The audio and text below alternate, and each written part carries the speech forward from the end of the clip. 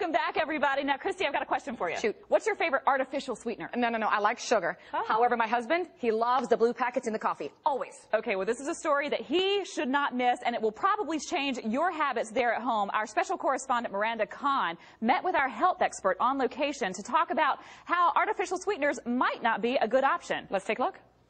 When we're looking for foods and drinks that are low in calories, artificial sweeteners may seem like the answer. But what you may not realize is that many of those sugar substitutes can actually be hazardous to your health.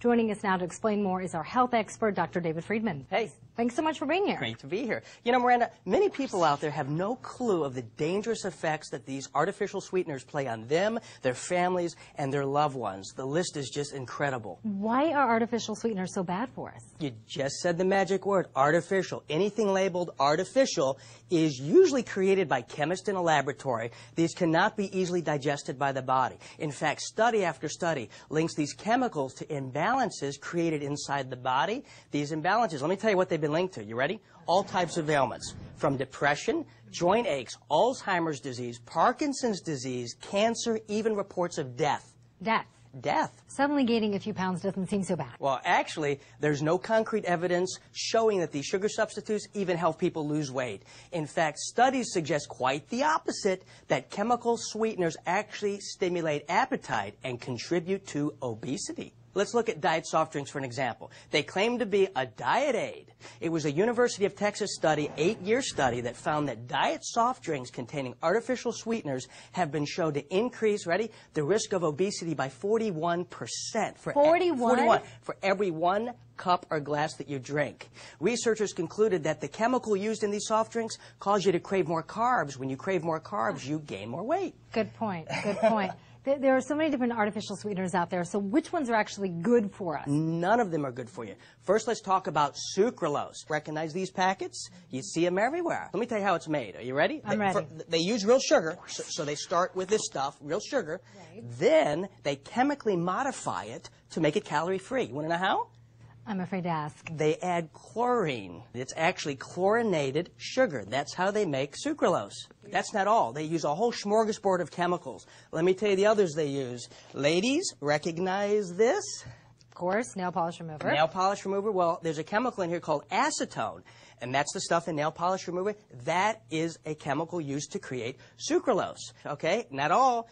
Benzene is also added. You know what benzene is? Maybe not, but it's a known carcinogen, and it's an ingredient used in oil and gasoline. Oh, let's not forget the next one. It's called methanol. This is a wood alcohol used in windshield washer fluid and also antifreeze. This is in the artificial sweeteners. That's what they use to make it. Dr. Friedman, I'm in complete disbelief right now. But wait till you hear the last ingredient used to make sucralose. Formaldehyde. Which is used to preserve dead bodies. To preserve dead bodies. Now, my thinking is this. Maybe I could be wrong. Formaldehyde is for dead bodies, not for live bodies. We shouldn't put that in our live bodies. I feel sick. Well, you feel sick, but I'll tell you, people don't just feel sick from this. A lot of them are actually getting sick. Here's the clincher and why I believe the research saying sucralose is not good for you. Ready? Some of the chemicals used to make this artificial sweetener is listed on the EPA's list of most deadly poisons. All this stuff I'm telling you today, folks, no secret. Go right online. Do a Google search. Type in the chemical composition of sucralose. It's there. It's thousands of hits. It's not a big secret. Dr. Friedman, I'm almost afraid to ask, but tell us about aspartame. Aspartame. That's found in those little blue packets. You recognize those at all the restaurants. Sometimes it's called phenylalanine. That's a big word. When you see big words like that, that's chemicals. That's not natural. My view is if you can't pronounce it, don't put it in your body. It's chemistry.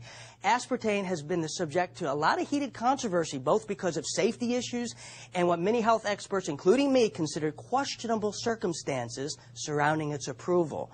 Aspartame brings in, ready, more complaints to the FDA on adverse reactions to food additives than anything else in existence. Wow, like what? Memory loss, headaches, dizziness, seizures, nausea, weight gain, depression, insomnia, fatigue, the list goes on and on and on. In fact, aspartame has 92 official side effects reported to the FDA, the worst being death.